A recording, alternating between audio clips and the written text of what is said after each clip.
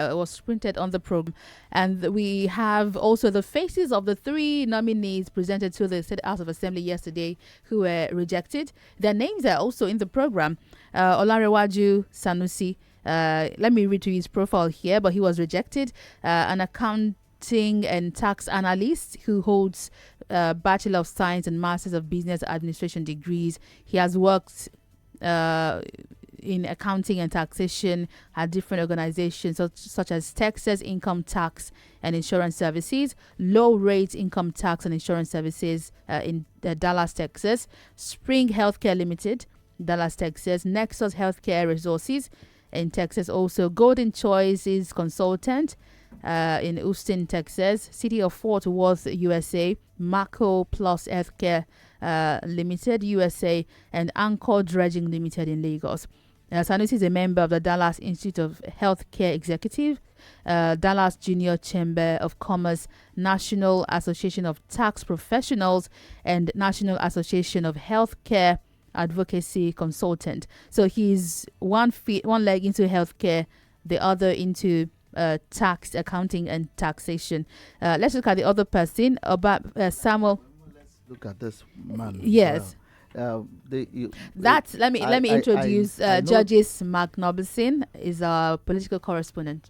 I know that you talked about how he worked in Nigeria and he had experience in the US, but how long has he been in Nigeria? That is the question.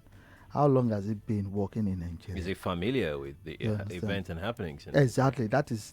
I want to say. But isn't this a good thing? If he's had experience in the US? No. See. We have kept on missing things up in this country. We just look at their paper qualification experiences in other climes, and we think that the things that they can. See, Nigeria is a peculiar nation. Our situation is different. And that is why we need people that knows the grassroots. We need people that can work, that has been here, that has experienced what is happening in the country, to actually make the kind of change that. But we've been having many people who were homegrown. I'm not sure we've had so much, such a difference. If we have someone who's bringing in the expertise, by the way, he's been rejected anyway, so he's not going to be sworn in today. That's where I'm going. You think that's one of the reasons he was rejected? That's one of the reasons. I want to say that. I want to say I'm not sure, but I'm sure I'm assuming that is one of the reasons. Tunji, what do you make of this? I mean, he's had a lot of experience in Texas, healthcare, accounting and taxation with different organizations. In fact, he's a member of the Dallas Institute of Healthcare Executives and also the Dallas Junior Chamber of Commerce, also the National Association of Tax Professionals and National Association of Healthcare Advocacy Consultants. But it all boils down to what he's going to be doing, doesn't it? Because if he's going to be a commissioner for urban and regional planning, for instance, I'm not entirely sure he needs to have that ground, being able to go to the grassroots. Because at the end of the day, he still has a PAMSEC, right? Who will be more into the day to day. He's more the translating the governor's vision into the broader perspective for the PAMSEC, who will be the implementator of the issues. But at the end of the day, I think they are coming from outside the country would be worth nothing if we don't get fresh new ideas. So, for instance, we had a governor who built roundabouts, and then we had another governor who removed the roundabouts. Right. We can't be a removing and placing build and pull it down. It's so inconsequential. Roundabout, putting. That's so inconsequential. Let me cut you there. You understand? I'm just going to buttress what you are saying. Basically, you talked about moving roundabout, and one built it, one removed it. That is to tell us something. It tells us that the one that came to remove it actually look at the peculiar situation, the situation of that place, and thought it wasn't befitting. Yes. Or is it possible that the person who put it there, Could it, I'm not sure if it's the fault of the person who put it there or the person who removed it. The problem is there a grand plan? Yes. Why are people working with their personal plans? plans? That is where I'm going. I'm saying that, you see, oftentimes our leaders or perhaps people, public office holders, they just pick a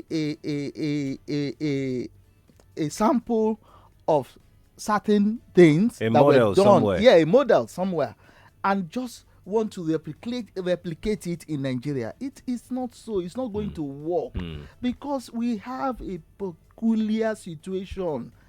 We have to build everything in line with our own terrain. You know, I agree with you totally, absolutely. But if a formula is working for people, underline the word people, are we not people? Take, for instance, building light rail system.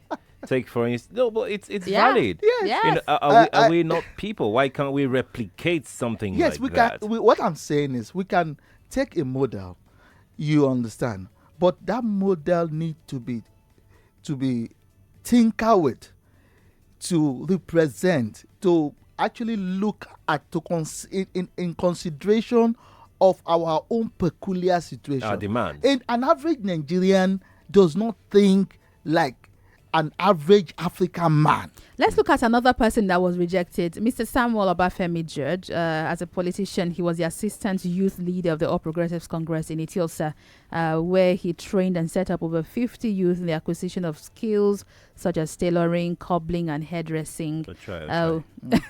He also initiated health, street light, and skill acquisition programs and projects. He contested for the chairmanship of Ethiopia local government in 2017 under the auspices of the party. Is a real estate practitioner. He has a Bachelor of Science degree in political science from the Lagos State University, Ojo, in 1998. Also has a Master's in political science and Master's international law and diplomacy, also from the University of Lagos. I'm wondering why he could be rejected. Is like what you'd say a child of the party. Yes, he's a party man, because someone was asking me this morning, why was he rejected? I said, well, I don't know. But, you know, as the first person we talked about, we were looking at is, okay, he has so much qualification experiences from abroad. This one has virtually all his education from Nigeria. Right. He has been on ground. He's a grassrooter and all that. One will expect that. And he's a party player. He's a party man. Actively. You understand? Actively. So one wonder why they actually rejected him. But then we must also consider the fact that in politics, there is always this issue of godfatherism. Man no man. We're talking about godfatherism. Man, no he man. was one of the coordinators for the PMB PYO support group during the 2019 general election, serving as a Lagos State Director of Professor Yemi Osinbajo support group, and led the creation of the Omoluabi door-to-door project, canvassing for over 1 million votes in Lagos State. So what man do you... It's still possible for them to reject him. Wow. I see, if you understand politics, you know what I'm talking about. You see, this thing is, this is the way it goes. They'll say, okay, we understand you are a party player, you have been on ground, you have tried. Okay, look, we're going to compensate you for this, but just sit down. Someone else, let him go. He's a senior party member. Let him go. You understand? Your time will come. That is how it works. But why are we being left to guess as to why these nominees were rejected? Yeah. Why is nobody? Why didn't the State House of Assembly tell us why? I was surprised too when in the report that we got that they didn't really give reason for the rejection. I was surprised. No reason. You understand? But if they refuse to give us reasons, then we had to begin to guess. Yeah. We had to begin to because we have to talk about it. Right. Let's tell you the last person that was rejected. There were 3 of them. Miss Adekemi Olanike Ajayi Bembe.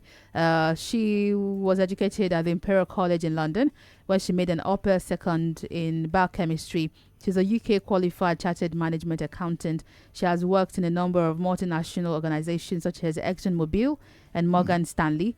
Locally, she has also worked with firms such as Chapel Hill Denham, Etisalat, Unique Asset Management. She has gained considerable experience working with market regulators, auditors, and tax authorities. According to this write-up, core areas of expertise are in corporate finance, financial and strategic management, in-depth knowledge of financial markets, and project management. She's executive director of Chapel Hill Denham. She acted as finance executive as well as financial and strategic advisor to banks, insurers, aviation and telecoms companies, and so on and so forth. But no, she's not going through. Is that impressive, Tunji? Well, she does seem to have the same trajectory as the former finance minister, Kemi Adeosun, probably even the same areas. But I don't know why she was rejected, though. We don't know. No. But also, I might see that from her CV, it does look like she might have been, placed for Commissioner of Finance. Yeah. And She looked pitched for it. pitched for it, and that's a very sensitive position in political terms. So maybe there was somebody they felt was more qualified. I don't know, but she does feel qualify not in the sense of qualification, paper qualification. Qualification is qualification. No, I think you are telling us two types of qualifications from two sides of the table. Yeah, there is experience in terms of the work, and there's experience in terms of the work. The work and the work. Okay. This event is holding at the Adeyemi Barrow Auditorium at the Secretariat in Alausa, and it's a swearing-in ceremony of honorable commissioners and special advisors by His Excellency Mr. Babajide Sanwo-Olu, who's the governor of the Lagos State. Let's take some calls, shall we? We have some of your comments. Someone here, Kingsley Ofumbok, says, "Na dem oh," says "Na dem." Okay, no, this is another comment entirely. Exactly. But let's head to the phones, shall we? Take your comment. What do you make of this swearing-in going on? The cabinet is being formed today. We don't know who's getting what yet, but by noon or by 2 o'clock today, we should know where this is all going. Here are the phone numbers. You can join us now. Call us on 0127709993. 0127719993, 0127729993, and 0127739993. This is Nigeria Info. We are listening. Yes, this is Nigeria Info. We are listening. We'll take some of your calls before we call it a morning. We'll bring you the news at 12. But we have back-to-back updates for you as this swearing in continues today. We have Peter on the line from Ikorodu. Hello, Peter. My friend. Is your friend? Good morning. Good morning. Judges says you are his friend. Is that true? You know all the Peters in Ikorodu? No, this particular one. Is that right, Peter? That what? Judges says you are his friend. Not fight. Okay, you know me very well now. Justice is a card-carrying member of APC. Judges, are you? Peter, you are a blackmailer. You have your organization. Judges, are you? You are a blackmailer, Peter. It says you're a blackmailer. All right, Peter, please go ahead. Please go ahead with your comments. Color of yourself. Now, what I see where the knowing comes from. You guys have an axe to grind. Please go ahead, Peter. Go ahead, please. Now, the fact remains that the House of Assembly, they just want to deviate from the norms to portray themselves as not to be a rubber stamp. Actually, there's a clause in that rejection. Normally, there is no reason for it. But they said that the governor can go ahead and appoint them, but that is their own view for now. That he can renominate them. Had it been they actually rejected them, they will have stated the reason. They give the governor bracket approval to appoint them if he wishes.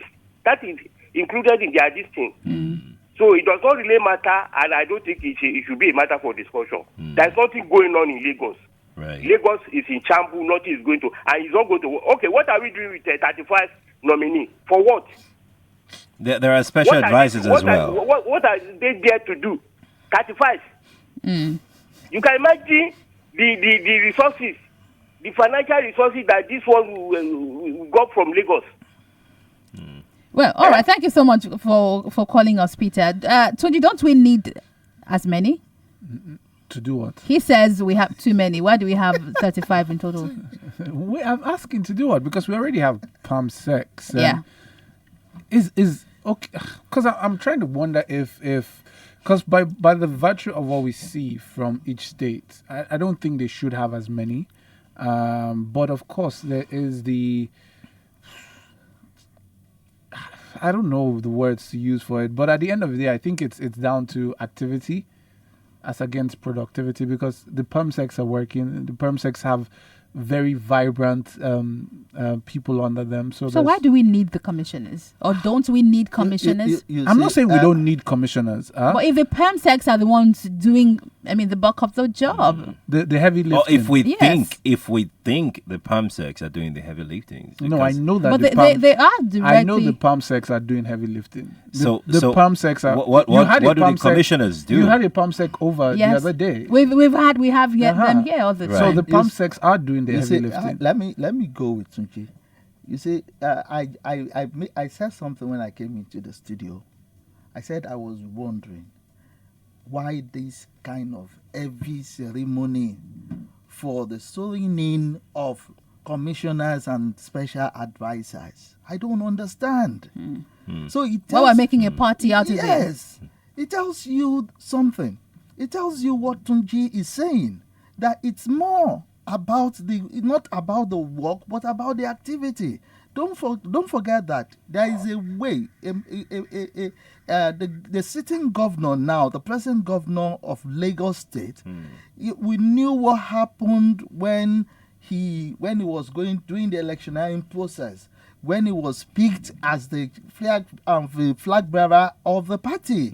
We know the kind of the politicking that goes underground, right, to have him as the candidate of the party. Right. You know he's representing the party and some political heavyweight. And those political heavyweights, they must have their say in this government. It says it's they a must must. have their representative in this government. Could that have been responsible for the amount of time it usually takes for them to put up a cabinet? Exactly.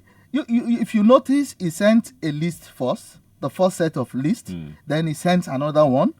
You understand? Right. There were a lot of things happening. Permutations and reshuffling. Well, we have more coming up for you in the news, which will be coming up shortly. Our correspondents are still standing by at the venue of this swearing-in ceremony, but we must step aside now. We have some ads to play to you. But thank you all for joining this live stream. We still have more coming to you. Of course, we give you all the details until they're done, and you hear some more on the news at 12. Many thanks to Tunji Andrews for being in here with us. Tunji, thank you. Say you're welcome. You're welcome. Judges Mark Novinson is our political correspondent. Judges, thank you. Thank you. We'll be back again with more details with the news shortly. I'm Wemimo Adewinu. And I'm Sheriff Quadri.